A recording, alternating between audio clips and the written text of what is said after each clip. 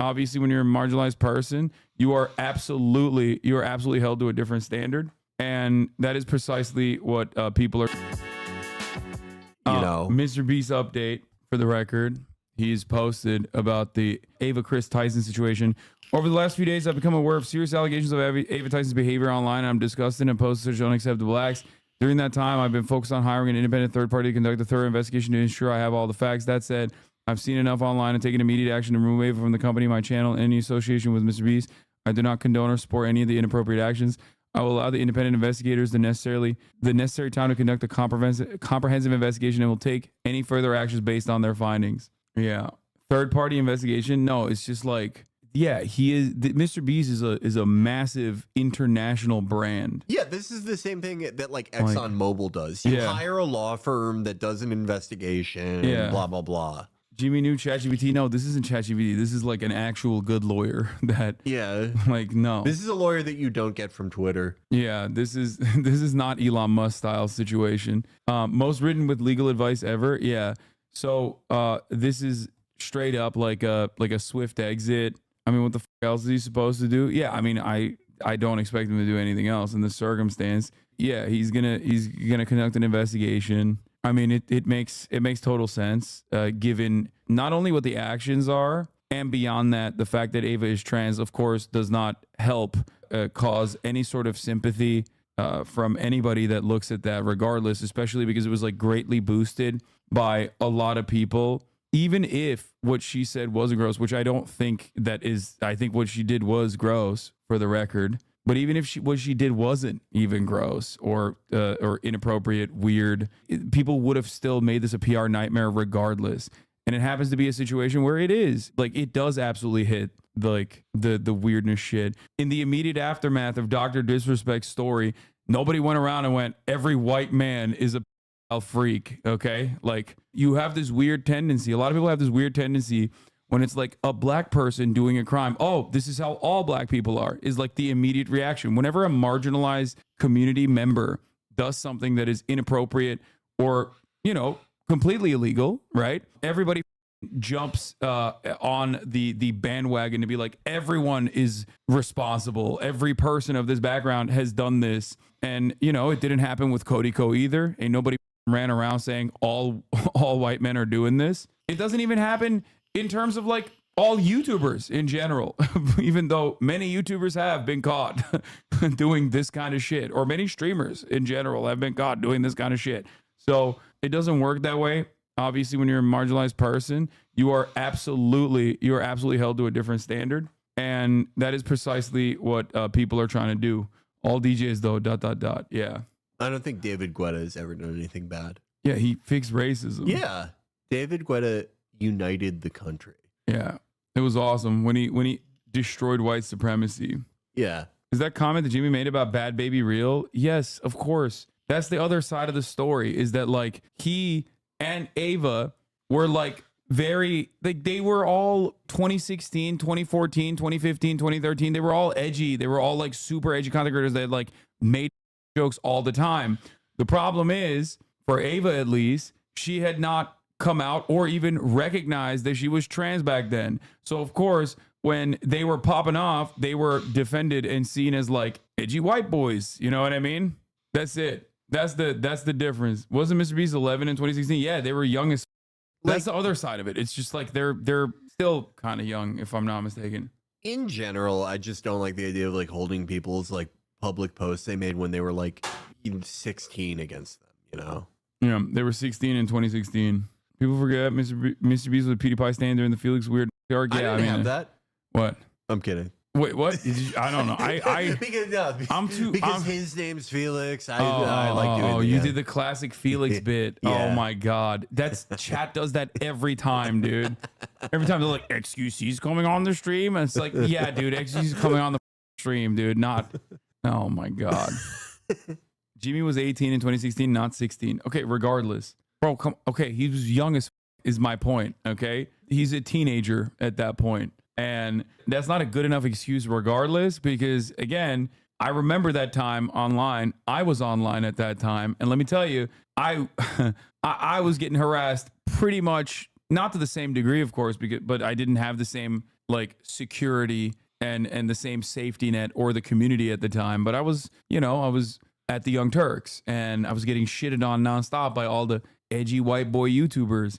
Not to say that that was what MrBeast was doing, but like pretty much the entire space was very aggro back then, which is why I always bring that up. Like the internet has definitely gotten a lot better. It's getting worse now with like Twitter. I remember like that era, 2014, like the Gamergate era was pretty bad. There was not really a lot of avenues for leftist content. Like that didn't really exist. Yeah, no. And then Chapo Trap House came out. The first podcast. Yeah, the first podcast to ever do it. If people could see my post from 2018, they would kill me. Not because I said anything like, you know, like that bad, but it was just like I would like at Jim Norton and be like, great episode today. You know, I wasn't a fully formed human yet. Yeah. I was replying to UFC fighters and being like, good job. It was annoying back then. People just thought it was cool to be a terrible person without any reasoning or justification, just clout. Yeah. And plenty of people did get clouted up off that shit, which is why it almost reflected like kick style degeneracy in some ways. Yeah. That's why when you look back at like, that's why the joke is like, whenever you look back at a video from like 2014, you're like, there is going to be people saying slurs in this video for sure. With Kick, what's so weird about like Kick is that it's like if that stuff like pre 2015 internet, if it was like institutionalized to a high degree, like YouTube, that's what's so strange about it. YouTube actively supported and facilitated Kick shit on a regular basis on its platform. Every platform does that, by the way.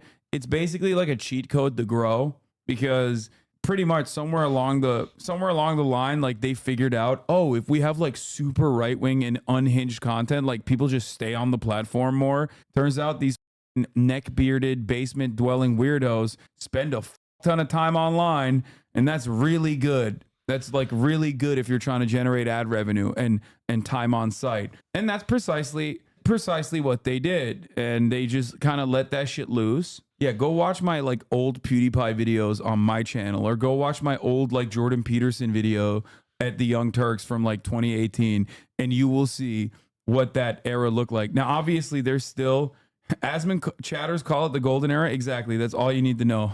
Okay. That's all you need to know about that era of the internet. Oh yeah, I guess there's no volunteering or praxis watching YouTube. What praxis? Well, like, no, there's no praxis or volunteering at all in this situation. I'm just saying that like there was a lot of insane hate rating happening at the time. It was definitely slur galore back then, for sure. I think the internet is like, it's very cyclical. I used to see it in terms of like 3-year patterns, like 2014 through 2017 through 2020 were all like transformative years, right? Where there would be like a sort of uptick of like right wing or whatever, or even just like, you know, like edgy or whatever content, and then like a massive left liberal reaction stage to it. That was sort of like the rule, was that like every 3 years there was a rise and a fall like that. And it's really stopped happening once Biden got in there, that there was sort of like an equal and opposite reaction. Yeah. I mean, there'd be like these waves of moderation that happened. Yeah. I mean, it would only come after like an insane amount of backlash from mainstream media, where they were like, can you deal with that? What's going on? And then only after that, YouTube would be like, oh, my bad. I guess we should fix that. Oops. I think it's changed because like Twitter was such a part of that like push and pull. Yeah. Where like reaction to that stuff would kind of like, it would coalesce on Twitter. And now that's not really the case anymore. Yeah. Now there is no like different avenue where people, I guess TikTok still operates in that vein. Yeah. I mean, it's just different. Like people age out of things. The younger generations are on like different things. Yeah. A lot of people naturally grew up because they were teens, young 20s, and they are late 20s, 30s now and are completely different people now, and which is good. Yeah, I agree. Yeah. I'm a different person than I was a few years ago. Would you say that it's an accurate statement to say the far right wingers spend more time than online far left wingers? I mean, there's just a smaller amount of left wingers. I don't know how I could quantify that too, you know? There's just less like far left wingers in general than like people who are far right. If we're talking about like political extremes in terms of like what is permissible in American politics, like I think that there are significantly more like out and about, extremely right wing, like beyond Fox News, or at least Fox News adjacent and beyond Fox News right wingers. And that dynamic exists. Like the broadest population is still liberal, and that liberal population is like all the way from, you know, social democrats to you know, Fox News Republican racists, right? But what I'm talking about is like outside of that equation, and then you have like, I guess, socialists. Yeah. And the socialist number is like way smaller, in my opinion, in the Western media, in America especially. I do. Yeah. I think there are a lot of people who like, they might even like categorize themselves as far left, but their actual beliefs, what they boil down to, may not actually be that. It's more like left liberal. Who, far left? Yeah. No, I think there are people who like self-identify as far left online who aren't really quite sure what that means.